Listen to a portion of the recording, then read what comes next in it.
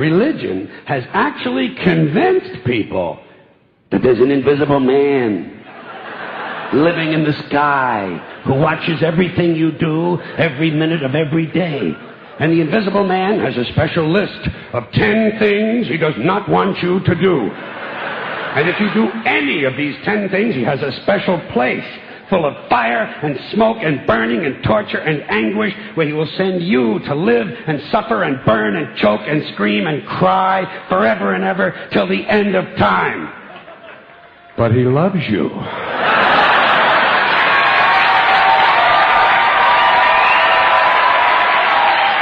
He loves you. He loves you and he needs money. He always needs money. He's all powerful, all perfect, all knowing, and all wise. Somehow, just can't handle money. Religion takes in billions of dollars. They pay no taxes, and they always need a little more. Now, you talk about a good bullshit story. Holy shit.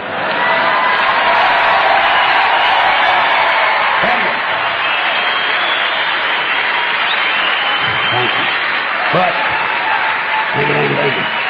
thank you very much. But I want you to know something. This is sincere. I want you to know, when it comes to believing in God, I really tried. I really tried. I tried to believe that there is a God who created each of us in his own image and likeness, loves us very much, and keeps a close eye on things. I really tried to believe that, but I gotta tell you, the longer you live, the more you look around, the more you realize something is fucked up. Something is wrong here. War, disease, death, destruction, hunger, filth, poverty, torture, crime, corruption, and the ice-capades. Something is definitely wrong. This is not good work. If this is the best God can do, I am not impressed. Results like these do not belong on the resume of a supreme being. This is the kind of shit you'd expect from an office temp with a bad attitude. And just between you and me, in any decently run universe, this guy would have been out on his all-powerful ass a long time ago. And by the way, I say this guy because I firmly believe, looking at these results, that if there is a God, it has to be a man. No woman could or would ever fuck things up like this.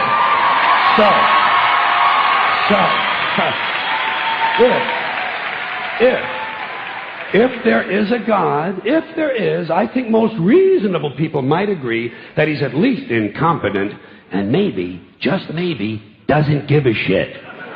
Doesn't give a shit, which I admire in a person and which would explain a lot of these bad results.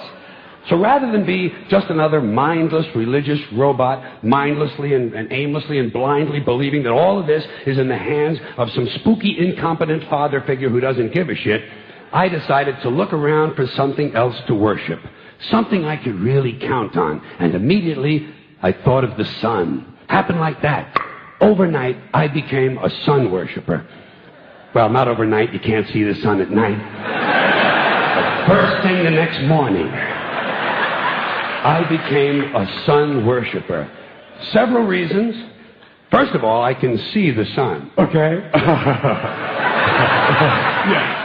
Unlike some other gods I could mention, I can actually see the sun. I'm big on that. If I can see something, I don't know, kind of helps the credibility along, you know?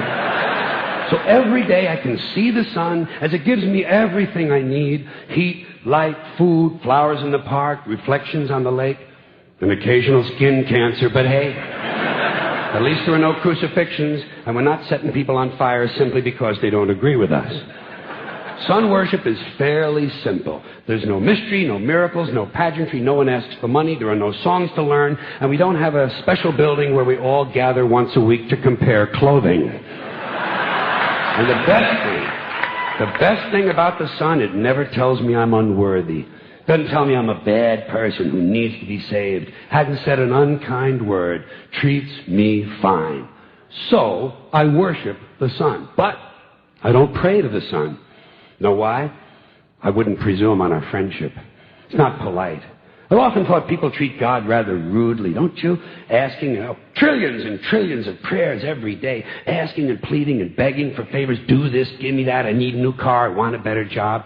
And most of this praying takes place on Sunday, his day off. It's not nice, and it's no way to treat a friend. But people do pray, and they pray for a lot of different things. You know, your sister needs an operation on her crotch. Your brother was arrested for defecating in a mall. But most of all, you'd really like to fuck that hot little redhead down at the convenience store.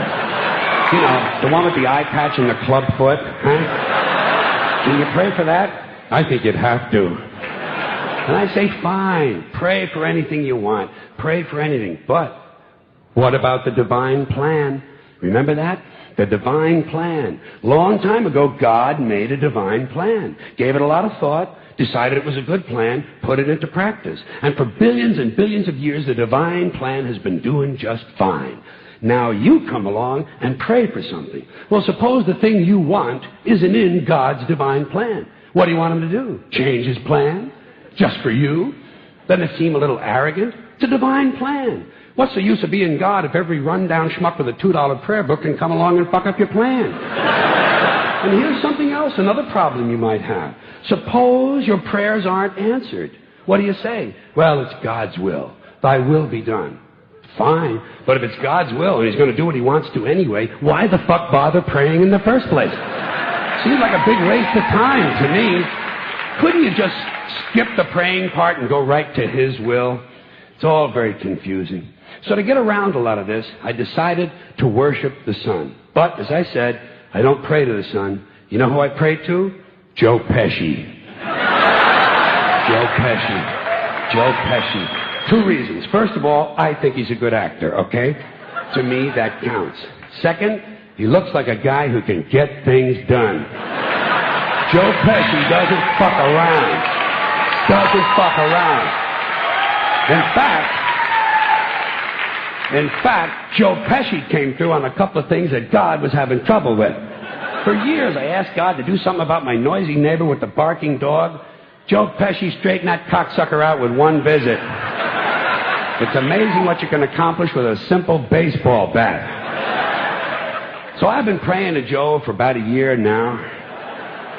And I noticed something. I noticed that all the prayers I used to offer to God and all the prayers I now offer to Joe Pesci are being answered at about the same 50% rate. Half the time I get what I want, half the time I don't. Same as God, 50-50. Same as the four-leaf clover and the horseshoe, the wishing well and the rabbit's foot. Same as the mojo man. Same as the voodoo lady who tells you your fortune by squeezing the goat's testicles. It's all the same, 50-50. So just pick your superstition, sit back, make a wish, and enjoy yourself. And for those of you who look to the Bible for moral lessons and literary qualities, I might suggest a couple of other stories for you. You might want to look at The Three Little Pigs. That's a good one. Has a nice, happy ending. I'm sure you'll like that. Then there's Little Red Riding Hood, although it does have that X-rated part where the big bad wolf actually eats the grandmother, which I didn't care for, by the way. And finally, I've often always drawn a great deal of moral comfort from Humpty Dumpty. The part I like the best, all the king's horses and all the king's men couldn't put Humpty Dumpty back together again. That's because there is no Humpty Dumpty and there is no God.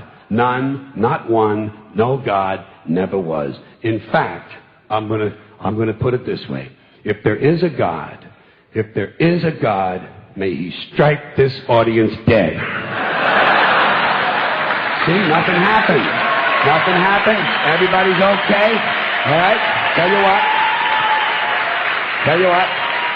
I'll raise the stakes a little bit. If there is a God, may he strike me dead. See? Nothing happened. Oh, wait. Got a little cramp in my leg. And my balls hurt. Plus, I'm blind. Oh, now I'm okay again. Must have been Joe Pesci, huh? God bless Joe Pesci. Thank you all very much. Joe bless you. Thank you very much. I appreciate it.